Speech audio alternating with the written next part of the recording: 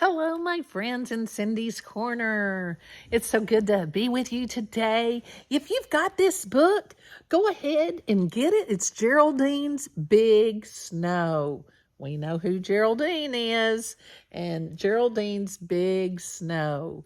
And go ahead and hit that thumbs up button and subscribe if you haven't already, so that you can share with your friends so that they won't miss Cindy story time with me. My AR testers, this is a 2-4, a level 2-4. This is our title page, Geraldine's Big Snow. Author is Holly Keller. Geraldine brought her new sled down from the attic and put her boots near the door. "I'm ready," she said.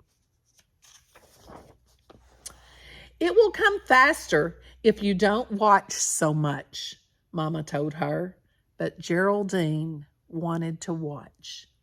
"Tell me again what Papa heard on the radio," she said. "This is the last time, Geraldine," Mama scolded. "He heard that there is a big storm coming, and there will be at least a foot of snow." "How much is a foot?" Geraldine asked. Mama held out her hand. "Wow," Geraldine said, sucking in her cheeks. "But when?" "Snow," said Mama.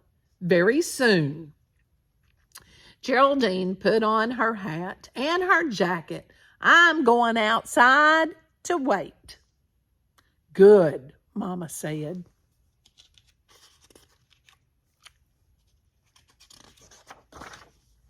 "Hello, Geraldine," said Mrs. Wilson, who was coming home from the market. "She bought a lot of apples," Geraldine said. Mrs. Wilson nodded. "It will be hard to go shopping when the snow comes." Geraldine walked along with her eyes on the sky until she bumped into Mr. Peters, who was coming home from the library. Got a whole bunch of books, doesn't he? "Afternoon, Geraldine," Mr. Peters grumbled as he picked up his books. "I'm sorry," Geraldine said. "I was watching for the snow." Mr. Peters cleared his throat. "Better get plenty of good books to read." Geraldine stopped to watch Mr. Harper put seeds in his bird feeder. "Birds get hungry in the snow," he said. Uncle Albert was attaching the snowplow to his truck. He waved to Geraldine, and Geraldine waved back. Geraldine started to sing, "It's coming, it's coming, it's coming." She sang all the way home and watched the sky. But by supper time, there was still no snow, and Geraldine was weary from watching. "Maybe it isn't really coming," she said. "Maybe the man on the radio is wrong." Maybe Mrs. Wilson and Mr. Peters and Mr. Harper and Uncle Albert are all wrong. Geraldine took a last look out the window. Nothing.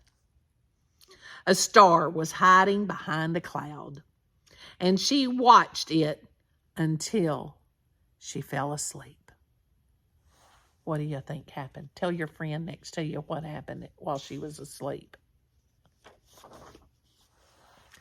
Then in the night it came, softly and quietly. Millions of snowflakes piled up on houses and trees.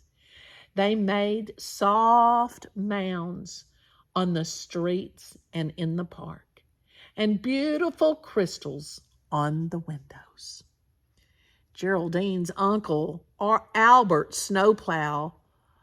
Geraldine heard Uncle Albert's snowplow before she opened her eyes. "It's here!" she shouted. "It's here!" Mrs. Wilson got right to work making apple pies. Look at all those apple pies. Mr. Peters sat in front of the fireplace reading.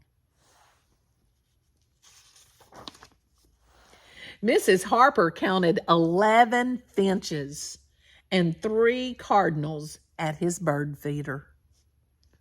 And Geraldine took her sled to the top of the highest hill in the park and coasted all the way down. Have you ever gone to sleep and there was nothing? And then you woke up and there was a whole bunch of snow. Maybe they said no school. Yeah. And what did you do that day? Did you stay in bed or did you go play in the snow? Tell me what you do when it snows in Cindy's Corner in the comments. Make sure you give that thumbs up and share some pictures of you in the snow.